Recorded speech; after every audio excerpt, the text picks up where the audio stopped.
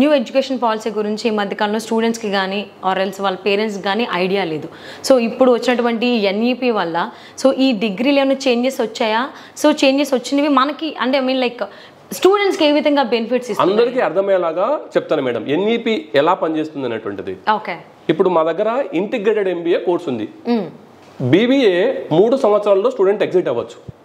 BBA honours 4 years లో exit అవ్వచ్చు. అంటే ఎన్ఈపిలో స్టూడెంట్ అనేటువంటిది చాయిస్ ఉంది, ఎగ్జిట్ అయ్యేటువంటి చాయిస్. ఈ కోర్స్ ఎగ్జిట్ అయ్యి ఇంకొక కోర్సులో కూడా జాయిన్ అవ్వచ్చు. నేను ఇప్పుడు మేనేజ్మెంట్ లో ఇక్కడ బీబీఏ 3 సంవత్సరాలు చేశాను, నాకు మేనేజ్మెంట్ నచ్చట్లేదు అంటే నేను వెంటనే కంప్యూటర్స్ రంగం వైపు వెళ్ళొచ్చు. అలాంటి ఒక గొప్ప అవకాశం ఎన్ఈపి 2020 విద్యార్థులకు ఇచ్చింది మేడం. వావ్. ఓకే.